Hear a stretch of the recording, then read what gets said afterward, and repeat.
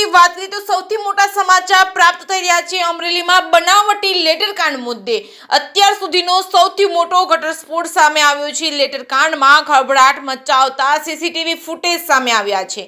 આરોપી મનીષ વઘાસિયા દ્વારા પાયલ ગોટી મારફતે કુરિયર કરાવ્યું હતું। પાયલ ગોટી દ્વારા કુરિયર કર્યું તે મહત્વના સીસીટીવી ફૂટેજ સામે આવ્યા છે। કૌશિક વેકરિયા ઉપર લગાવેલા આક્ષેપોવાળો લેટર કમલમ સહિત ભાજપ કાર્યાલયને કુરિયર કર્યું હતું। પ્રદેશ ભાજપ મહામંત્રી રત્નાકર સહિત કમલમને કુરિયર કર્યા તે સમયના સીસીટીવી ફૂટેજ સામે આવ્યા છે। કુરિયરનું પેમેન્ટ પાયલ ગોટીએ એક દિવસ ઓનલાઈન અને બીજા દિવસે રોકડું પેમેન્ટ કર્યું હતું તેના સીસીટીવી કેમેરામાં કેદ થઈ છે, જેના સીસીટીવી ફૂટેજ સોશિયલ મીડિયામાં વાયરલ થયા છે।